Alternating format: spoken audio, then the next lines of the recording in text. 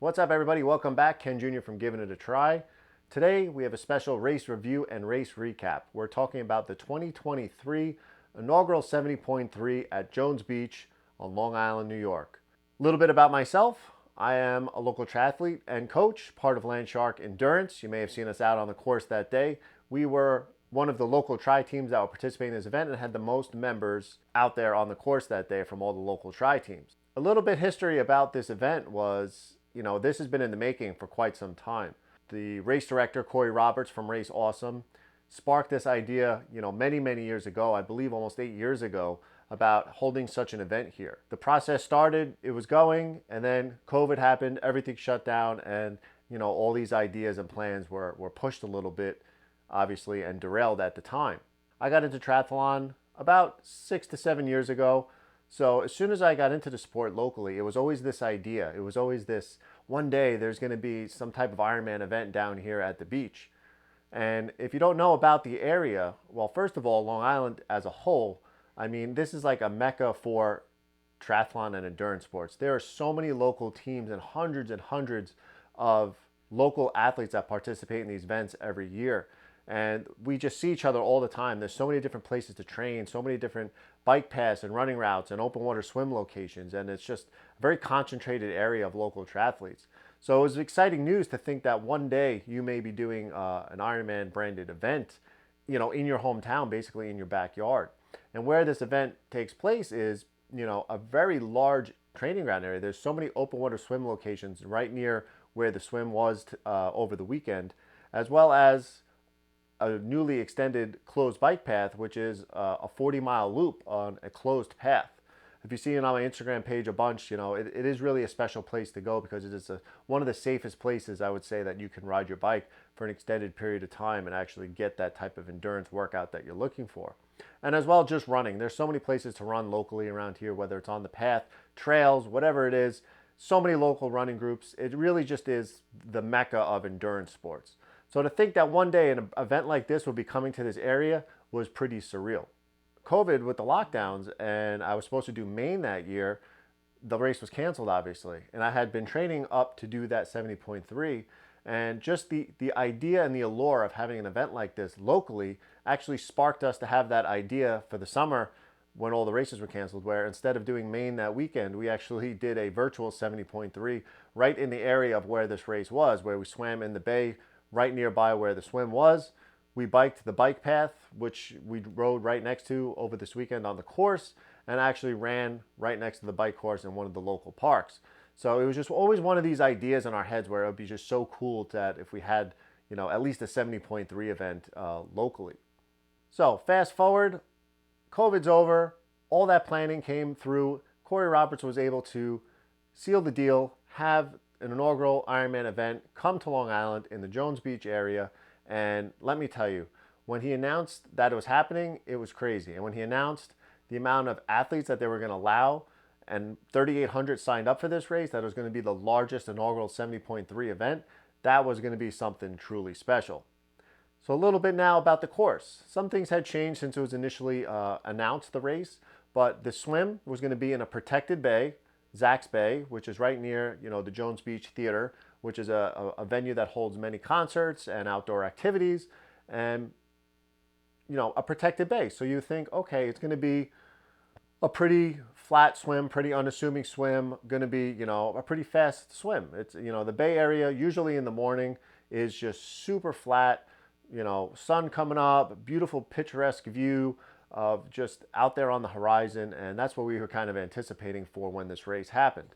And then parking and transition, those logistics of this race were right there.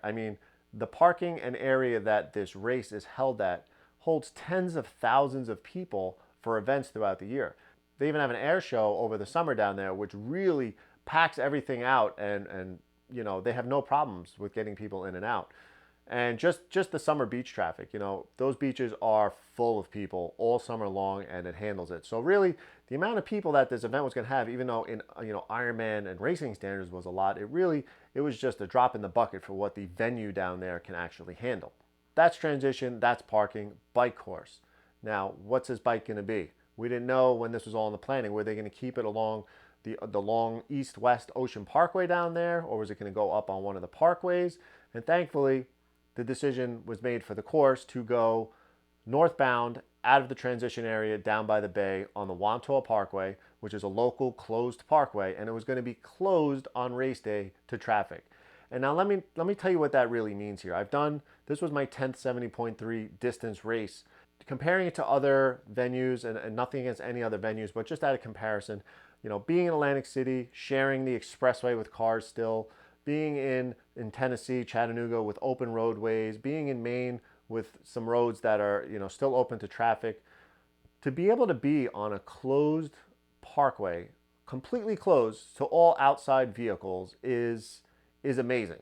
And to have all the lanes of traffic, up to 3 lanes in some areas, open, going northbound and then going on the southbound side to come back towards transition, that was going to be something, pretty epic. And the fact that for the most part, this course is basically pancake flat with the exceptions of a couple little overpasses, which aren't really, any climbs or anything like that. This was going to be a fast course, and it was going to be a 2-loop course, which again, preferably, yes, it would be nice to have a 1-loop course, but the way that this is set up and the size that you're able to use the entire parkway, I didn't think it would be any type of issue with any type of congestion on the bike course. So you're going to go northbound on the Wantagh Parkway. You're going to turn around on a side road, Old Country Road, which is the northern part. There was a little section that you do have to go on northbound in the southbound lanes and then make a U-turn and continue southbound, which you'll see on the map of the course. But it was very easy to navigate. It was very well controlled, even in the conditions, which we'll talk about in a little bit. And then back into the same transition you started at after the swim and get onto your run, which now the run was going to take you down onto the boardwalk. And very similar, again, to a race like Atlantic City where you're running on the boardwalk. You're going to have the ocean on one side. You're just going to have nice, sandy beaches to stare at. Beautiful area. And if it was nice out, it's a very nice, again, flat and fast run course. 2 loops again, not bad. And the good part about having a 2-loop run course is the electricity that you can have, because now your spectators are in half the amount span of a run course instead of doing one very large loop run course, is they're able to see you multiple times. So it's a very spectator-friendly course, as well as the parkway. I mean, the parkway's closed. So you and your family could legitimately go sit on the side of the parkway and watch the entire race, or in the middle divider of the parkway, which there still was plenty of people doing that day. So the course was set to be a very fast, very fun, and local because, fun and local for us because it's, we kind of had the advantage because we drive on these roads. We were so just used to being out there. So for us, we knew it was going to be probably windy because it's down there, and it's usually windy down by the water on the weekends when we train down there. But we didn't really know what we had in store for us until the week of. So the days leading up to the race, it was literally beautiful all week. It was turning into this awesome fall New York weather. And I can honestly say, training through the summer, and we didn't have many weekends where we really weren't able to ride outside because of the weather. But leading into it, about a week out, they did start to call for possible remnants of a storm that was coming, and we weren't sure, and it was ramping up a little bit. The possible buildup of a tropical storm that may start to blow in on Saturday, but you wouldn't know it. Leading up to it, all the trucks started rolling into the parking lot down at Jones Beach early in the week. Everything was just perfect. When the Expo opened on Thursday, everything was set up and sprawling. Well, the good part about this is you can go down there. Parking was super easy at the Expo. You're right there. You can walk around, plenty of room. And if there was going to be all 3,800 athletes showing up, I had no doubt the days leading up to it at the Expo, you'd have plenty of room. The village and the tent itself was plenty big, set up. And again, just there was going to be no issue with room. It's just it's just a huge area down there to have an event such like this. But as the days grew closer, Thursday I went down, checked in, rumblings of the weather started to come up. I tried to not let check too much, worry about it, because things change. Hopefully they always say it's going to be worse than it really is. But once it came to about 48 hours out and the forecasts kept being pretty consistent amongst all the different weather channels, where we were going to have, 20, 25 mile per hour steady winds with gusts up to 35, possibly to 40 miles per hour down by the water. People were starting to question whether or not this was going to happen. Maybe it was in its entirety. Is this going to be a safe event? We're not sure. How bad is it going to get? So there was still plenty of questions, I guess, to be answered as far as what's going to happen on Saturday morning. But again, side note about everything, the Village Expo, everything was set up great. The volunteers and the staff here really made it. The way they were able to get the amount of volunteers that they had down there, the staff, and the fact that a lot of the people that did volunteer and a lot of the staff were local athletes. So they knew the just the feelings and emotions that go on signing, registering at the expo and race day. And they really just knew what the sport's all about. So they kind of gave you that extra little bit of push there because they knew what you were about to endure. And it was just something special to see so many familiar faces from the endurance community being able to chip in, volunteer, and help out that week. There is one little side note which I would like to point out was things at the expo, they're starting to get expensive, right? There's so much online talk about that it's ridiculous. This sport as a whole just is not cheap. But it might be nice to get some souvenirs a little bit cheaper at the stores in the expo. But over the years, watching all the prices grow now, you have name brand apparel for the name T-shirts. They're going for up to $68 now. You have the sweatshirts now are, depending on men's or women's, $120 to $140 for the event sweatshirt. So just be prepared now, especially if you're going to be doing your first race. Things are kind of expensive now to get some swag at the expo there. So just be prepared in that. These are some things over the last couple of years that I've noticed have started to really change inside the expo. It's usually the same type of stuff that's being sold, but it is becoming more streamlined name brand stuff, and it is getting rather expensive. So save your money if you're signing up for your first 70.3 next year and you want to get some of that swag. That's going to be an additional cost that you're going to have to incur. Now, moving into the next day, bike drop off and swim practice, which was amazing. Friday, they allowed for a few hours everybody to get in the water there at Zack's Bay because normally they don't allow swimming in that specific bay area. And let me just throw a shout out right here before I forget to the lifeguard staff and the rescue staff that did staff this event, because they are some of what I feel are the best trained that there are. The South Shore of Long Island has a lot of beaches and a lot of lifeguards and a lot of rescue personnel. And they do work. They do rescues throughout the year. The surf gets pretty bad as storms brew up and around in the Long Island area. And I just want to say thank you to all of them that were out there working the shifts and really providing the support. So I knew no matter what the conditions were, if this swim was going to go on and be, a little rough, that we would be safe out there. If you needed a hand or somewhere to grab onto, or you needed to be pulled out of the water because you had enough, that they would be there for you. So thank you again to all the lifeguards and all the rescue personnel that were there for the swim practice on Friday and the race on Saturday.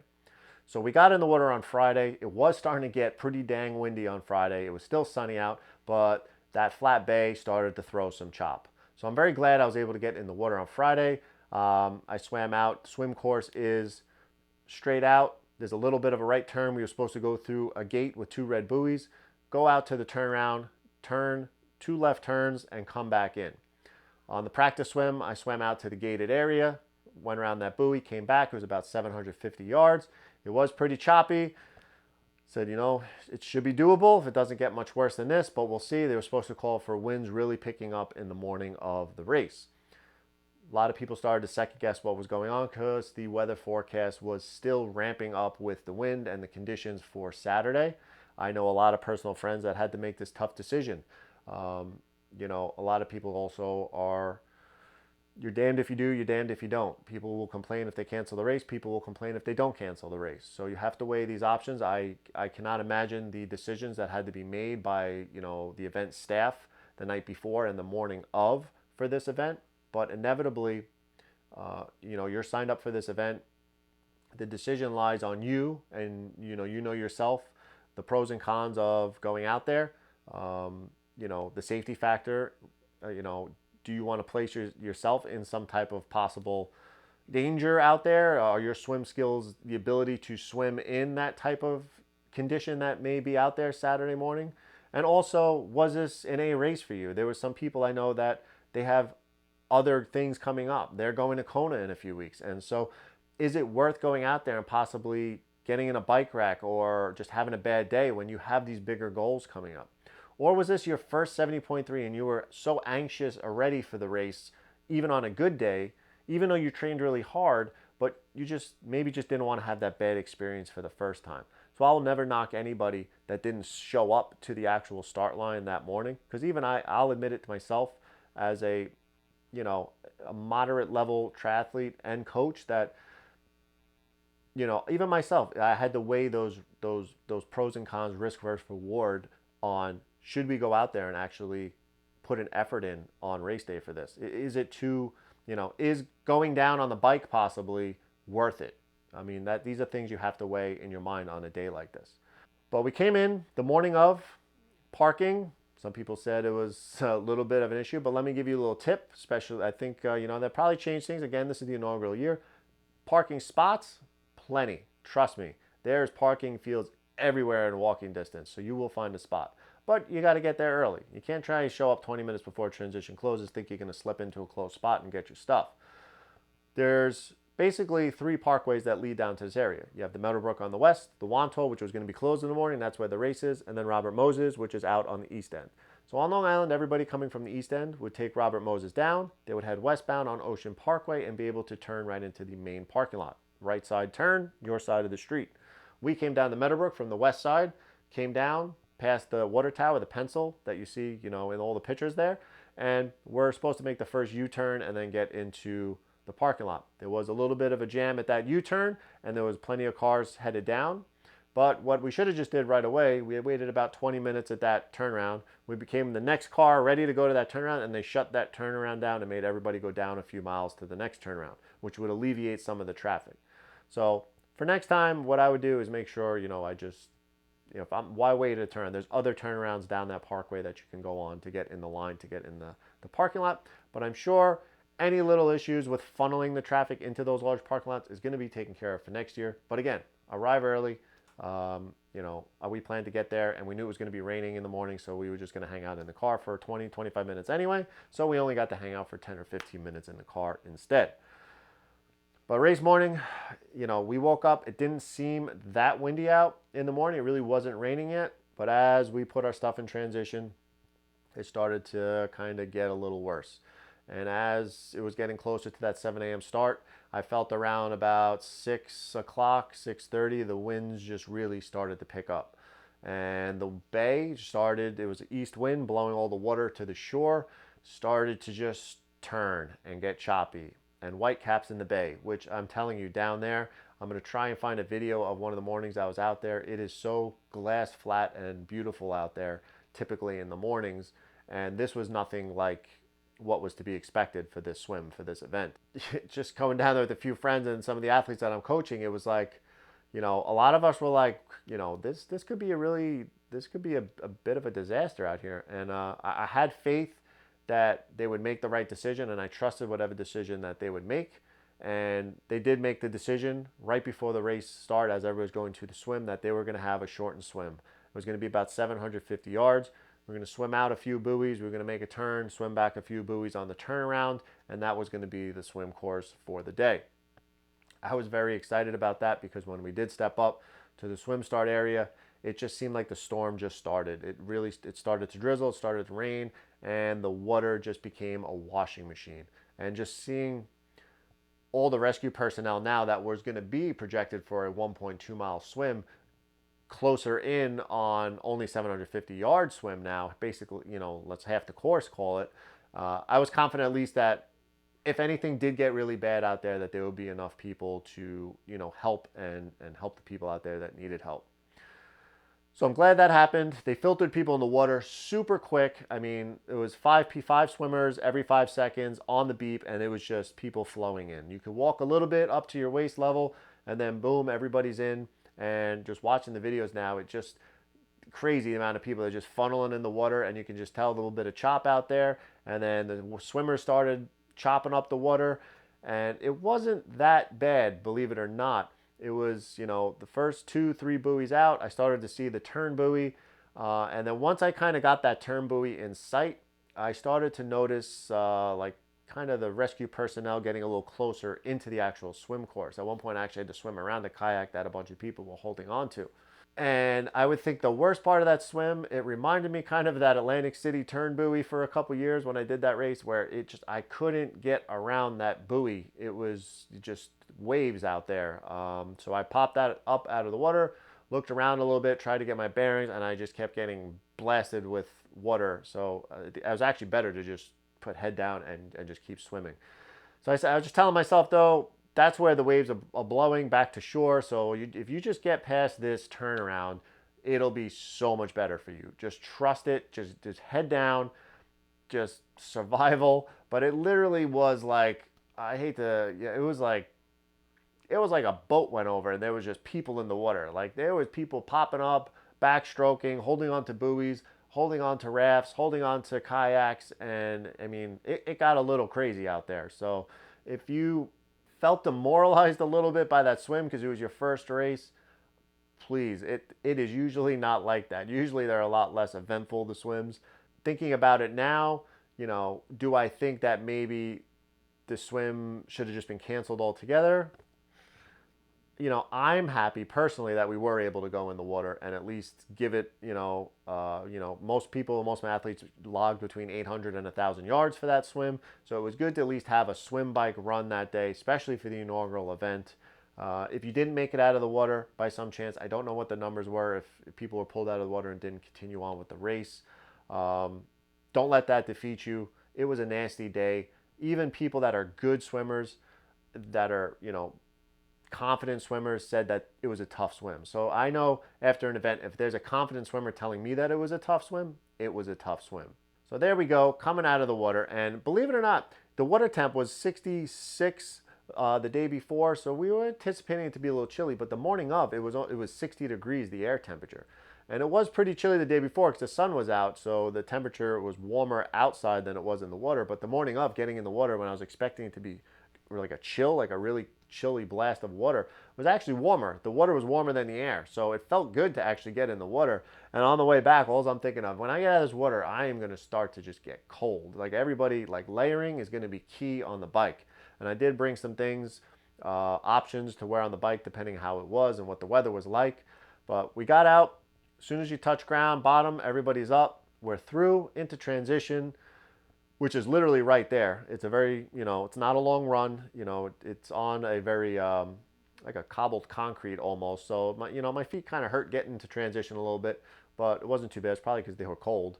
Got to the bikes, which is, again, very large transition area. They were expecting 3,800 athletes, but very well laid out, by number, by letter. So knowing that I was at a certain letter bike rack, and saw a light post in the parking lot that I remember being near my bike, it was easy to get to, no issues there. And it was definitely one of those days. They've already shortened the swim. This is a survival day. There's a tropical storm going on right now. And my pacing plan that I usually have for these races, I didn't even bring it. I didn't even put it on my bike like I usually do. My goals for the day. It was already just a day. This is just going to be a day. That's all I can describe with it. So my ambitions for transitions, hey, everything I had packaged in a bike bag covered and a run bag covered. They were right there. Sat my ass down right on the floor with the wetsuit off, went through everything, put arm sleeves on, uh, calf sleeves on, cycling socks. I decided to wear the gloves on the bike, which I'm very glad I did, and my wind jacket. And, that took a little bit longer than usual, but I'm happy.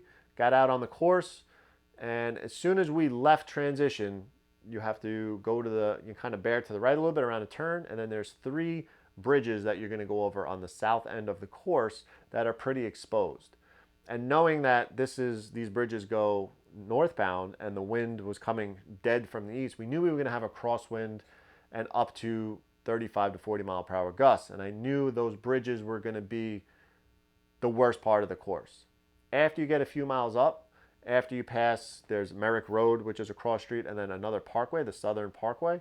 That you'll see that there's a lot of trees and canopies, canopied trees overhead that are going to provide some support from this crosswind. But when we got to the first bridge, and myself, I deem myself as a decent cyclist, I felt the wind on the bridge, and I just knew. I started to feel for the people that I'm coaching that are doing that first 70.3, all the first timers, because there was, I forget the number, but like the largest amount of first timers at a 70.3 event. And I just felt for them because we were really out there, and you know, it was pretty rough going up and over these bridges. There was some high crosswinds, but mentally in my head, I just knew, okay, one bridge, two bridge, three bridge, get through this, keep that front wheel steady. That's the biggest thing you got to remember. Is, the front wheel is kind of what dictates what happens to you on the bike. So if you don't have a firm grip or a lot of decent weight on that front end of the bike, that's what's going to wind up steering you. And knowing it's an east wind, if you can kind of hold a little bit into the wind and know that the gust might be coming, you can kind of anticipate where that wind is coming. But like I said, once we got past those three initial bridges, headed north now on the course, it wasn't so bad. Headed all the way up there, a few miles, so it's about a 14-mile stretch northbound on your first loop. You're going to go off Old Country Road, back on in the other direction of traffic, and be next to where the southbound bikers are going to go. It's one lane in each direction. You're going to make a wide turn going on to southbound, and then again, you're going to head about 14 miles back down towards transition where the loop is and go do that loop again. Once we got on the second loop of the bike, same thing. I told myself hitting those bridges on the southbound and then again going northbound was, you just got to get over these bridges, be safe. You want to hammer that bike course up on the other end when the wind wasn't so bad, because now you're going more inland as well and you're protected. But these bridges you need to pay attention on. As well, coming back down on the last loop, now coming over those bridges for the last time headed towards transition, you're going to be about 50 plus miles into this bike ride. That's when the mental fatigue starts setting in, especially after what you've been dealing with. You've been trying to hold it together in the rain and the wind for this bike ride. Is now your mind starts to wander. You start to think about the run, you maybe start thinking about transition, and that's when mistakes are made. And so I knew to myself, you have to get over these bridges one more time. You have to be safe, pay attention. So I really just made sure I focused in on finishing that bike. Like, don't worry about the run, don't worry about transition right now. Just worry about getting there safely and in one piece. And a few things you need to note about the condition of the bike course. I consider it, versus other places I've been to for races, a very well-maintained bike course. Yes, there are some sections that are concrete and there are gaps, expansion joints between the lanes. You have to kind of treat those like train tracks. You're never going to, if you have expansion joints, you're never going to want to ride and get your wheel stuck in there, because there were unfortunately some instances where that happened and people went down pretty hard. You have to go across them on an angle if you're getting into the other lane. And a side note on lanes is, I'll give some people a pass because it was pretty crazy out there, and I know some people were just focused on survival mode. But we got to remember safety and proper etiquette on a bike course, especially when you have such a big area to ride. If you are a moderate or lower to moderate level biker and you're not actively passing people, you need to be in the rightmost lane. There should be no reason you're riding in the center lane of a 3-lane highway just cruising. That's going to be where you pass people. There's a full right lane open that you need to be in, and that would prevent people from having to go all the way to the 3rd lane on the left to pass you. Or when people are going to complain that you did pass them on the right, it's because you weren't to the right. There was unfortunately a few times I had to pass people on the right lane because they were in the middle. Somebody went to make a pass around them in the 3rd lane, and it took them a little while to get past them. So now you have a cyclist in the middle lane and the left lane, and I'm approaching them even faster. So instead of me yelling to get people, on your left, where they're now going to have to cross one of these expansion joints, I didn't want to cause any issues. So I would, unfortunately, yes, had to pass them once or twice on the right-hand side out of safety for myself and all the other athletes that were out there. So again, just remember, these are things that need to be spoken about in the athlete briefings and hammered home all the time. Is even myself, I'm a weaker swimmer, so I usually come out behind in the swim, but I'm a very decent cyclist and I pass a lot of people on the bike course. So even when I do pass somebody, I will pass them and always get back to the right-hand side until I catch up to the next cyclist. There's no reason to stay in that passing lane the entire time. You need to, after you finish your pass, get back on the right side, and that's for the safety of everybody out there. Because there's sure as anything going to be still people faster than me that still need to pass me, so I have to be able to get over as well. Support was awesome. Support was fantastic on the bike course. It was still, even though it was so junky out, there was people on the side of the road and the center island cheering people on. So many different off ramps and exits that people were able to go. I can't imagine the amount of people that might actually come to that bike course and support and cheer people on if it was actually a fair weather day where you can just kind of take your family out there, hang out on the side of the parkway, and just watch a bike course that's open for 3 to 5 hours. So awesome. It was really just fun to be on a local bike course like that. Very flat, very fast, just really epic time on the bike course. I can't imagine in good conditions and low wind how fast that bike course can really be. And coming back down now into transition, we're coming back to where T1 happened. You're hitting transition for the second time. So windy. I usually leave my shoes on my bike, but I did layer perfectly. Like, I wasn't cold, besides maybe my feet and toes from the wind were just a little cold. So I said, let me just keep my cycle shoes on. Got off, and thank goodness, because the fronts of my feet felt like they were frozen. So got on, just kept it easy, got back into transition, racked the bike, good. Disrobed whatever I didn't need from the run, took my gloves off, helmet off, got my run bag out, and just went through the stuff. And it's been nasty now. And thank goodness, though, I was just relieved to be off the bike in one piece, because I did, unfortunately, and I hope everybody's okay, saw some nasty accidents out there and people down on the side of the road. Thank you to everybody and the first responders that were out there. They are some of the best in the nation in the area, so I have no doubt anything that could possibly ever happen during this event in the future will be well handled with the resources and the personnel that we do have in the area. So coming on to the run course now. Got on the run, my feet just felt like cold, and they felt like cinder blocks for the first mile. And I was like, ooh, I hope these feet warm up, because it just felt like I was, smacking along. Coming out, and there was puddles right away. So I knew it was just going to be that type of day. It was raining, things were pooling, there was large puddles, and hey, listen, you got to embrace it at that point. This is not one puddle you're going to avoid. Some people try to avoid them right away, but if I know anything from, the trail running I do, don't avoid it. Just hit the first puddle, get those feet wet, and just keep chugging along. Come out of transition, you make a right turn, head under the parkway to the boardwalk. And now it's going to be 2 loops on the boardwalk. So basically you're doing about a 5K out, 5K back, doing this again, a little loop around transition in the middle of the 2 loops. This would be a jammin' run course with good weather. So many family members are able to come down there. They're able to park at other parking fields and just walk right up to the boardwalk. And being able to pass them basically 4 times is pretty cool. And being able to see your fellow athletes back and forth, because you're doing 2 loops, you're really able to see a lot of people. Unfortunately, though, the weather was really taking a turn for the worst. As I was on my first loop of the run, it really felt like the winds really picked up and the rain got heavy. And I really felt for everybody who was still out on the bike course, including my wife, who did the race. She does take a couple hours extra than I do to finish the race. And there's nothing worse than 4.5, 5 hours out there when you're out there for 6.5, 7.5 hours. So God bless everybody that finished in those time frames, because you actually endured more than some of the people that had some quicker times out there. But on the run, headed out, was with the wind at your back, directly heading westbound, and it felt good. Being on the boardwalk was actually kind of beneficial, because there's really no pooling on the boardwalks. There is some transition areas where you go down onto cement or asphalt in between the boardwalks and head around the turnaround. And I kind of figured it, but as soon as you made that turn at the turnaround for the first loop coming back, you just got punched in the face with the wind. It was something serious. And, if you're not used to running in poor conditions, windy, rainy mornings, and you opted to stay inside or push that workout to another day, you were really at a disadvantage. You really got to endure it out there and kind of embrace it. And I just knew you just got to chug along, hit these 3 miles. You're going to hit that turnaround again, and you'll have some relief. So as you run and finish your first loop, you're going to do 1 loop past the bay.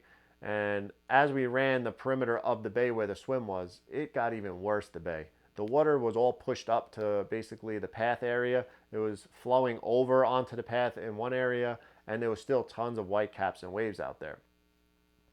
You run around by transition once and you head out for your final loop, which is going to be out about 3 miles, turning around, and then it's a straight shot to the finish line for your final 3 miles or so.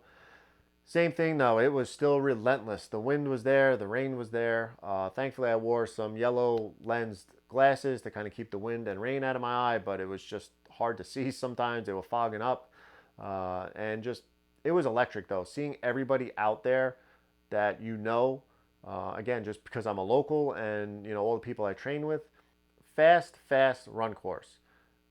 I actually ran one of my fastest, actually I think the fastest 70.3 split half marathon to date, and it just I don't know. Every time it rains, it's just like I feel like I run faster and you run harder because you just want to get it done. And actually, even though the conditions themselves were so deteriorated throughout the day, and for what we were enduring, a lot of the people I looked up, the athletes that I coached, like their times were actually, I was really impressed with the times that they were able to still hold together in a day like this. So it just goes to show sometimes you just got to push through. You just got to keep hammering away, one foot in front of the other, and just make it happen. One thing with the run course is some parts were a little narrow. There was only 2,200 or so finishers, and I believe there was about 2,700 that actually were registered the day before the race, or 2,800. I don't know the exact numbers, but it was definitely a lot less than 3,800 people on the run course. So I do wonder how congested that run course could be in the future with that many more athletes running back and forth. So that's one thing that I'm curious about. But for the amount of people that were actually racing this past Saturday, the course held up perfect. Again, things will be told in the future on a nice day with a full field of athletes, if they allow that many athletes in the future, how the congestion will be.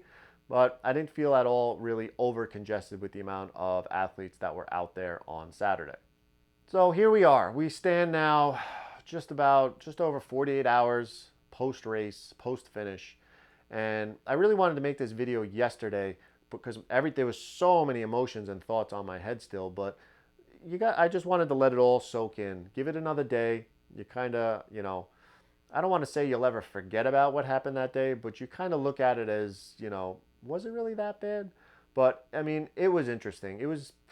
I'm going to say that's going to be probably one of the worst weather condition races that I may endure in that type of, in length of an endurance sport, just because it is borderline. If it was worse, would they have canceled the race? Again, you're going to have people that complain either way, but you're probably going to have more people complain if you cancel the race than if you don't cancel the race, because you still have the option, if the race goes on, to show up on the start line or not based on the decisions that you have to make. So I will never knock anybody that decided to either stop and walk off that course early because they didn't want to chance it. People that decided to, I'm not showing up to the race that morning. We all have jobs, we have families, we have other obligations in life. We want to be able to do this for fun. So by going out there and pushing yourself and possibly getting hurt, is that really the answer? And again, that's only something that you can answer for yourself, to go out there in those conditions.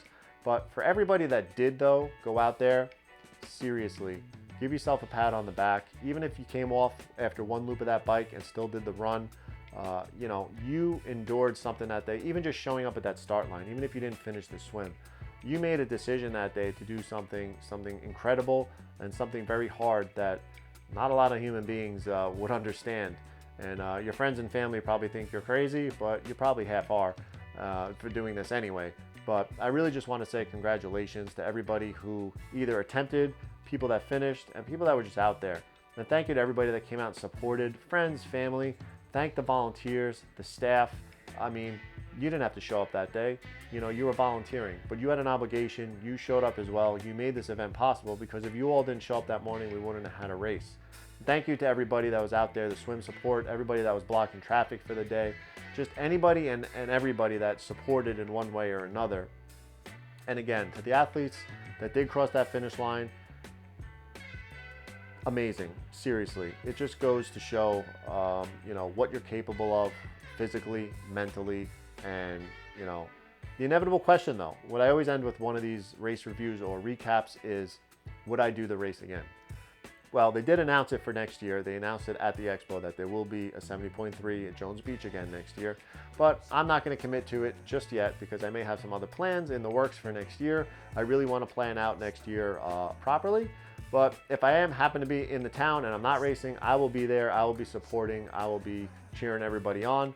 And I do think it's an excellent race. But what I do want to hear from, since I do have kind of this lopsided perspective because I am so local, literally was able to sleep at my house the night before the race, is I want to hear from all the people that traveled to this event, out of the country, out of the state. Like, I really want to know what some of your actual thoughts were about this event, as far as, you know, imagine the course on a good day. Imagine, you know, give me your vibes and what you thought about the area, you know, that we basically call home.